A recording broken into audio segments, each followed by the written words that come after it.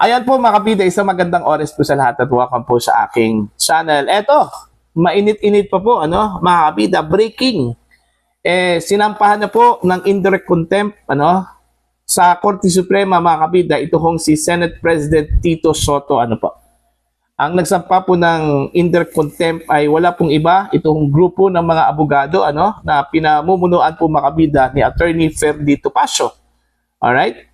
Ito po ay may kaugnayan doon ho sa mga hindi ho magagandang salita daw, mga kabida, ni Senate President Tito Soto laban ho sa Korte Suprema at laban ho sa mga maestrado po ng SC, mga kabida, Ito po ay may kaugnayan doon ho sa pagbasura po ng SC sa motion for reconsideration po ng House of Representatives, na baliktarin po yung nauna nilang desisyon noong July 2025 kung saan po ang articles of impeachment po mga kabida laban ho kay Vice President Sara Duterte ay idineklarang unconstitutional o labag sa saligang batas po, mga kabida. Eto, babasahin ko lang po ito hong post ng Batas PH. Pro-Duterte lawyers led by Attorney Ferdinand Topacio have filed a petition for indirect contempt against Senate President Tito Soto over his remarks criticizing the Supreme Court's ruling that declared the articles of impeachment against Vice President Sara Duterte unconstitutional. Ayun. So, last week po natin narinig na magsasampa ng indirect contempt itong grupo po nito Topacio po, mga kabida. At sa wakas, ngayon lang po, tinupad na po nila yung kanila sinabi po last week, laban ho kay Senate President Tito Soto, mga kabida. Okay, kung maalala po natin, naging controversial po ito si Senate President Tito Soto, dahil ho sa kanyang maaanghang na mga salita laban ho sa Korte Suprema, laban sa mga maestrado, mga kabida, dahil lang po doon sa pagbasura po, mga kabida, with finality. Alright? Dito ho sa motion for reconsideration po ng Kamara, Gusto kasing baliktarin po ng Korte Suprema, ng Kamara de Representante, ito hong nauna po nilang desisyon, okay, declaring the articles of impeachment filed by the House, okay, noong February 2025, mga kabida, laban ho kay Vice President Sara Duterte. Pero iminasura po ito noong July 2025, mga kabida, Patapos pong sabihin po ng Korte Suprema na nilabag po ng House of Representatives ito kong one-year bar rule, Okay? Sa pagsasampa po ng impeachment complaint against the Vice President. Alright? Marami hong sinabi po ito si Senate President Tito Soto against the Supreme Court. Okay? Although, maintindihan po natin, yung kanyang frustration, alright, mga kabida, dahil unang-una po, taliwas po sa kanyang paniniwala, okay, na ang decision po ng SC ay mali. Alright? At ito po ay nagdudulot daw ng misinterpretation po, mga kabida, ng saligang batas. Alright? Sinabi din ni Soto, mga kabida, na inamyandahan daw ng mga maestrado ito hong saligang batas natin, dito ho sa naging desisyon po sa articles of impeachment against the Vice President unconstitutionally.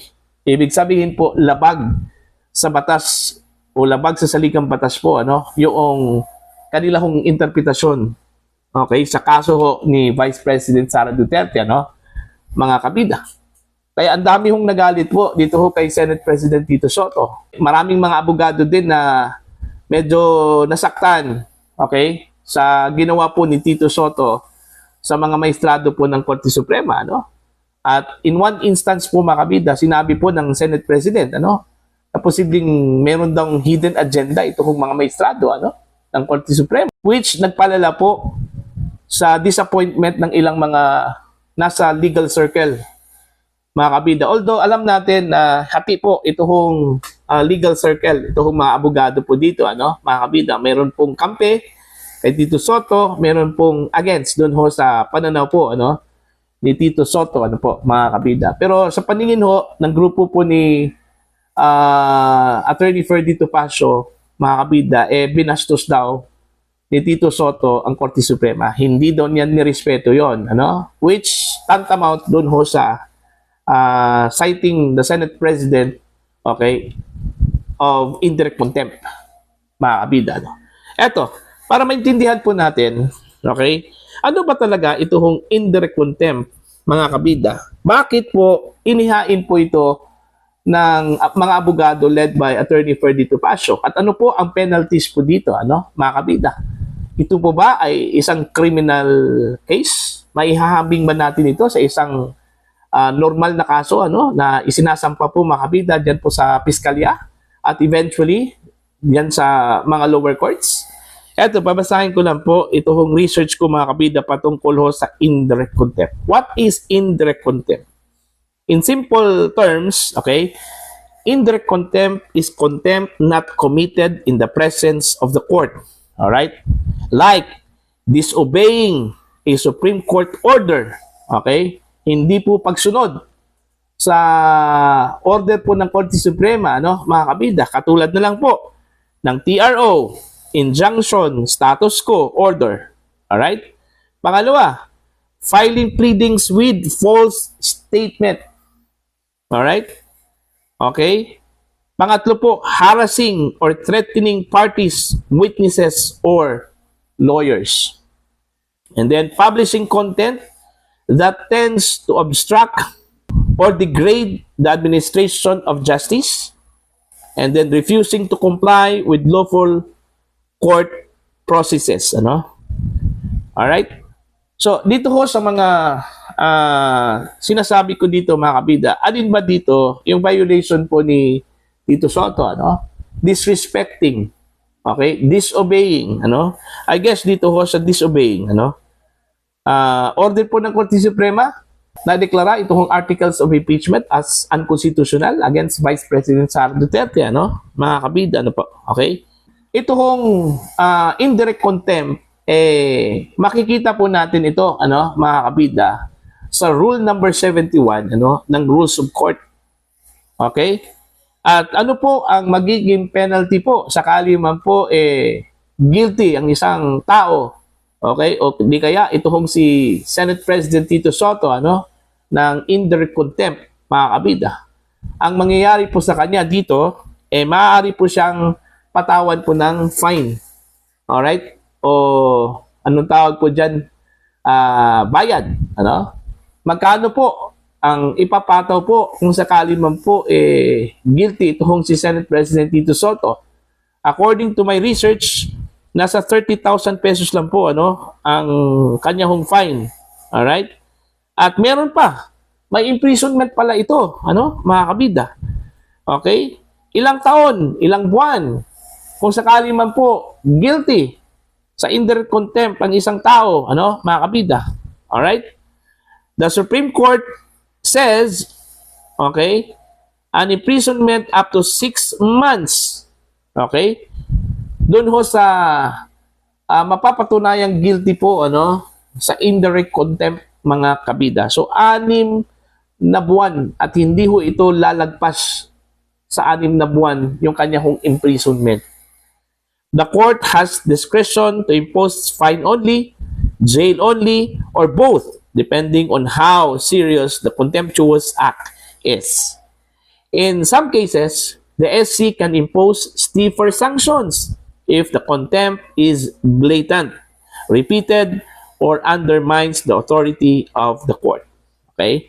Coercive sanctions to force compliance. All right? The court may order detention until the person complies or additional daily fines until compliance.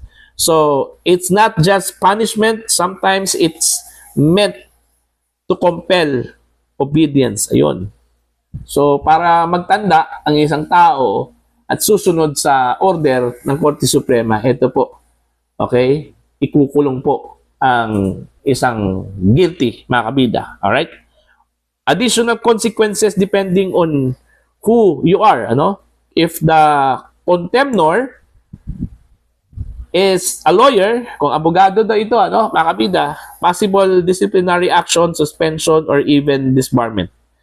Contempt findings can be used as basis for administrative sanctions. A public official may face administrative liability, can be cited as evidence of grave misconduct or insubordination, can affect the career or position, A party to a case, the contempt finding can hurt their credibility and weaken their case. Is there a criminal record? No. Indirect contempt is not a crime in the usual sense. Okay? It's a quasi-criminal. The penalty is imposed to protect the authority of the court, not to punish a crime like homicide or estafa. It does not result in a criminal conviction record, but it is still a serious judicial sanction. Right? And the person appeal or question the ruling. If the Supreme Court itself finds someone guilty of indirect contempt, generally that's final. Okay, there's no higher court to appeal to. The only practical remedy is, number one, motion for reconsideration, asking the SC to reconsider its own ruling. But the SC rarely reverses contempt findings unless there is a clear legal or factual error. So yon, mga kabida, yun po yung contempt or indirect contempt. Pwede kang makulong hanggang 6 na buwan, mga kabida. Pwede ding patawan ka ng fine na hanggang 30,000 pesos or both. Pwede fine at saka imprisonment po. Depende sa Korte Suprema. Discretionary kasi nila yon, mga kabida. Kung ano po ang ipapataw na penalty, doon ho sa convict, mga kabida. Okay? So, eto, ang tanong po dito, makukonvict kaya? Okay, na idedeklarang guilty, ito kung si Senate President Tito Soto, po, mga kabida. Hindi po siya spare po dito porque Senate President, hindi na po siya pwedeng sampahan po ng indirect contempt, No, hindi po, Kahit sino po, kahit sino o anong antas man sa kanya hong pamumuhay o posisyon po, mga kabida, maaari pong sampahan po ng indirect contempt, mga kabida, sa pambabastos at hindi ho pagsunod sa utos o order po, mga kabida, ng hukuman o Korte Suprema, po. So para po sa inyo, ano po ang inyong opinion at pananaw, please comment down. Sa mga hindi pa po subscriber po sa akin channel, please subscribe, just click the subscribe button, click the notification bell, click all para updated po kayong mga kabida sa aking mga uploads. Maraming salamat po sa inyo lahat.